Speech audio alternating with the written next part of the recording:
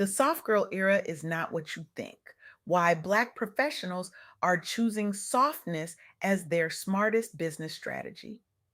Welcome to the Soft Girl Era podcast, hosted by LeAnne Dolce, pronounced Dolce, like sweet softness whispered in French. This is the sacred space where strong Black women unlearn survival, rediscover softness, and reclaim the joy, rest, and freedom they deserve without guilt, without apology, and without explanation. I recently had the privilege of sitting down with Shawanda Hunt, a visionary thinker and advocate who is reshaping how Black professionals, business leaders, and entrepreneurs approach success, sustainability, and self preservation. Shawanda's work is nothing short of revolutionary. She's helping us see that the soft girl era isn't about opting out of ambition or excellence. It's a radical strategy for sustainable leadership and ownership in our careers. Her insights challenge everything we've been taught about what it means to be worthy, to be seen, to be successful. Shawanda is making the world a better place by giving Black professionals permission to design businesses and careers that don't demand their mental health, their peace, or their humanity as payment. And today I want to share with you the powerful truths that emerge from our conversation. Let's start with something that might surprise you, something that might even make you uncomfortable. When we think about the soft girl era, many of us picture aesthetics, pastel colors, gentle vibes, maybe a little self care Sunday. But what Shawanda revealed to me during our interview is that for Black professionals, the soft girl era is not a trend. It is a strategy. It is a deliberate, intentional reclamation of our energy, our creativity, our mental health, and our ability to build generational wealth. Instead of seeing softness as a weakness, we must reframe it as an asset that protects our creativity, our mental health, and our capacity to stay in the game long enough to build real influence and ownership. Think about that for a moment. Softness as strategy, not softness as surrender, not softness as stepping back, but softness as the very thing that allows us to step forward with clarity, with power, with sustainability.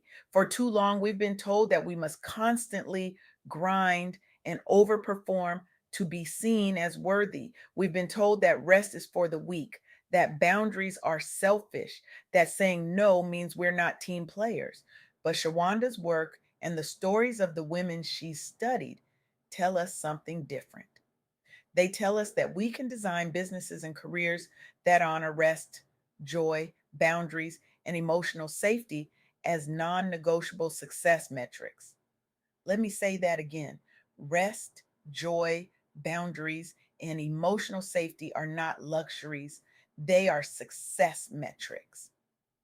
Now, I want to share with you three key insights from my interview with Shawanda Hunt, insights that I believe can transform the way you think about your work, your leadership, and your life. The first insight is this: softness is a strategy, not a setback. Embracing emotional honesty, boundaries, and rest is not doing less. It is how Black professionals protect their energy, make better decisions, and stay in the game long enough to build real influence and ownership.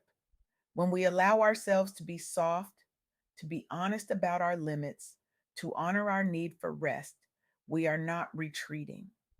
We are fortifying. We are building the foundation for long term success, not just short term wins. The second insight: you can architect a business or career that doesn't run on burnout. From how you design your offers to how you structure your workday and your team, you can build systems and revenue models that support your nervous system instead of constantly triggering survival mode. This is not theoretical. This is practical. This is possible. And we have real examples of Black women who have done exactly this. The third insight: community and collaboration are core to your soft girl era. You do not have to strong Black woman your way through entrepreneurship. Mentorship, partnerships, and community, especially with other Black professionals, are powerful tools for accessing opportunities, sharing resources, and making softness possible in real life, not just as an aesthetic. Now, let me show you what this looks like in practice. Let me introduce you to three women whose stories illustrate these principles in action. First, there's Myleik Teal, the founder of Curlbox, one of the first and most visible subscription services for Black women's natural hair products, launched in 2012. Myleik entered a space where Black women's beauty needs were historically ignored or underserved by mainstream retail. She faced the pressure to constantly be on, visible, and available to customers and brands as the face of the business. She carried the emotional labor of being a pioneering Black woman entrepreneur and role model while trying to maintain her own mental and emotional well being. But here's what Myleik did differently. She designed a subscription model that created predictable recurring revenue, giving her more control over her time and energy. She curated limited spots and wait lists for the boxes, creating demand without overextending operational capacity. And she publicly modeled boundaries and self care on her platforms, podcasts, social media, emphasizing therapy, rest, and aligned decision making as core business practices, not afterthoughts. The outcome? Curlbox became a leading brand in Black hair care subscription, partnering with companies like Procter and Gamble and other major beauty houses. Myleik built a loyal, engaged audience who trusted her not just for products, but for her honest conversations on career, money, and emotional well being. Her approach demonstrated that a Black woman owned company in beauty could scale while still centering intentionality, boundaries, and a more soft approach to work and life. Before Curlbox, Myleik worked in PR and marketing, managing demanding client work in entertainment and beauty. She observed firsthand the disconnect between big brands and Black women consumers. Frustrated with both the lack of access to quality products and the grind culture expectations of agency life, she decided to launch her own company built around Black women's needs and her own lifestyle values. She helped shift the beauty industry to take Black women's hair care markets seriously, showing that centering Black consumers is both ethical and profitable. She modeled a version of success where a Black woman founder can be ambitious and visible without glorifying overwork. This is what the soft girl era looks like in business. It's not about doing less, it's about designing more intelligently. Next, let me tell you about Renee Blewett, the creator and executive producer of the documentary She Did That, which explores the lives and businesses of Black women entrepreneurs, including Lisa Price of Carol's daughter and Melissa Butler of the Lip Bar. The film, released on Netflix, highlights not only their business success, but also their emotional journeys, their self care practices, and their community building. Renee faced significant challenges. Black women founders often experience underfunding, higher stress, and limited visibility in mainstream media. Narratives about Black women in business often focus solely on resilience and hustle, with little attention to joy, softness, and emotional healing. Renee herself had to navigate financing and distributing an independent documentary centered on Black women, a demographic often considered niche by traditional gatekeepers. But Renee used storytelling to center Black women's interior lives, including their fears, doubts, self care practices, and community support, rather than only their grind and struggle. She featured founders who built brands around values and authenticity, like the Lip Bar's commitment to inclusive beauty and Carol's daughter's focus on natural products and community. She leveraged partnerships and platforms to get the film onto Netflix, dramatically scaling its reach and impact. The result? She Did That gave millions of viewers a more nuanced vision of Black women in business, ambitious, vulnerable, joyful, and human. The film inspired many aspiring Black women entrepreneurs to pursue their own ventures in ways that honor their full selves, not just their productivity. Renee positioned herself as a key storyteller and advocate for Black women's wellness and success in entrepreneurship. Renee had spent years documenting and promoting for Black women entrepreneurs through her blog and brand communications work before deciding to create a film that brought their stories to a wider audience.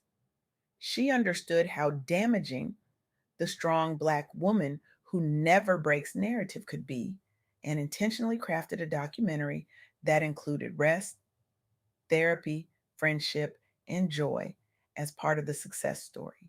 She helped normalize conversations about rest, vulnerability, and emotional support in Black women's entrepreneurship spaces. She provided a visual, accessible blueprint for a soft girl era approach: ambitious, strategic, and financially serious, while also emotionally attuned and community oriented. This is what it means to use your platform to shift the narrative, to say we are more than our hustle, we are whole human beings. Finally, let me share the story of Huston-Tillotson University and Dr. Shawanda Stewart. Huston-Tillotson University, a historically Black university in Austin, Texas, appointed award winning producer Stephen Dr. Love as an industry scholar in residence to work with students on media entrepreneurship and management. He collaborates closely with Dr. Shawanda Stewart, chair of the English and Communication Department, to help students become sustainable creators and entrepreneurs in the global creative economy. The challenge they faced was real. Many Black creatives and aspiring media entrepreneurs internalize the starving artist narrative and feel they must sacrifice well being and stability to pursue their passions. Students need both industry knowledge and guidance on how to build careers that are financially and emotionally sustainable. Historically, Black creatives have faced barriers to ownership, fair compensation, and industry access. So, what did they do? They brought an industry practitioner into the classroom to teach media entrepreneurship and management, emphasizing business strategy, ownership, and sustainability in creative careers. Under Dr. Shawanda Stewart's leadership, the curriculum emphasized writing, analysis, production, professionalism, and marketing, giving students a holistic, empowering toolkit rather than a narrow hustle only lens. They explicitly challenged the starving artist trope and reframed students as creators and entrepreneurs who can design careers that are both creatively fulfilling and economically viable. The outcomes have been transformative. Students gain access to a real world creative pipeline, from concept to production to audience, grounded in business strategy and long term sustainability. The program helps students imagine and build careers that honor their talents while protecting them from exploitative, burnout driven industry norms. Huston Tillotson strengthens its role as a hub for nurturing Black creative leadership that is both soft, values driven, student centered, and strategic: ownership, enterprise, sustainability. Huston Tillotson University is a historically Black institution founded in 1875 with a mission to nurture a legacy of leadership and excellence. As the creative economy in Austin expanded with SSSO, tech companies, and a rich cultural scene, they saw an opportunity to align their communication studies program with real industry needs. Under Dr. Stewart's leadership, the department emphasized not just creative output, but also critical thinking, professionalism, and entrepreneurship. Bringing Love in as scholar in residence deepened this bridge between softness, nurturing students as whole people, and strategy, preparing them for competitive creative careers. They established a media entrepreneurship curriculum at an HBCU that directly connects Black students to industry expertise. They position students as creators and entrepreneurs who can own their stories and careers instead of being disposable labor in media. They explicitly reframed creative work as a viable, sustainable entrepreneurial path, countering narratives of scarcity and struggle. They help a new generation of Black creatives adopt a soft girl era mindset. They are encouraged to value themselves, set boundaries, and pursue ownership and sustainability, not just visibility. This is what institutional change looks like. This is what it means to prepare the next generation, not just to survive, but to thrive. So, what do these three stories have in common? They all demonstrate that softness is not the opposite of ambition. Softness is the container that holds ambition without breaking us.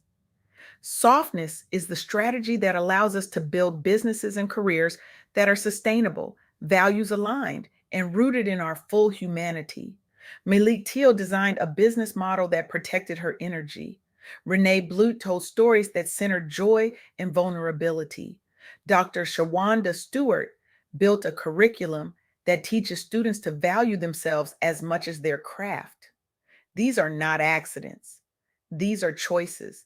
These are strategies.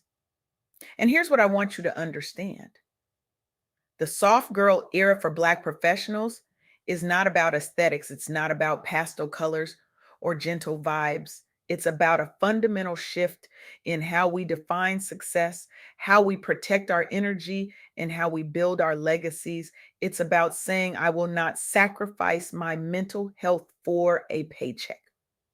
I will not burn myself out to prove my worth.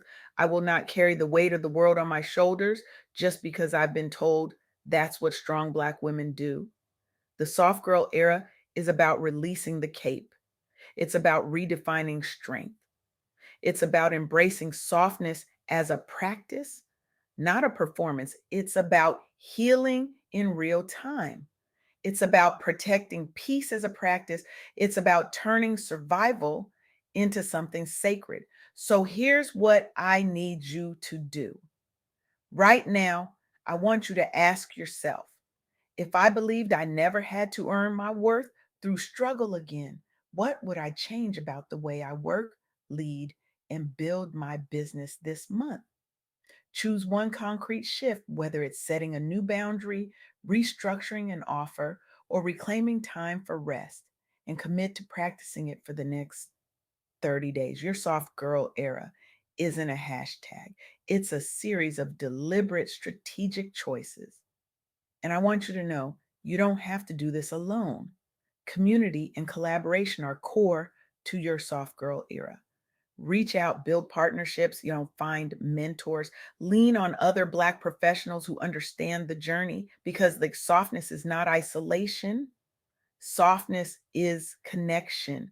Softness is trust. Softness is knowing that you are worthy, not because of what you produce, but because of who you are. This is the sacred pause Black women have been waiting for. This is the deep exhale from the Superwoman script. This is the quiet but powerful return to softness, rest, self trust, and radical joy. The world has been built on our backs for too long. It's time we build something new, something that honors us, something that doesn't demand our destruction as the price of our success. So I'm challenging you today. Stop waiting for permission. Stop waiting for the right time. Stop waiting until you've earned enough, sacrificed enough, proved enough. You are enough right now as you are. And your soft girl era starts the moment you decide that your peace, your joy, your rest, and your boundaries are not negotiable. The revolution isn't loud, it's soft. And it starts with you.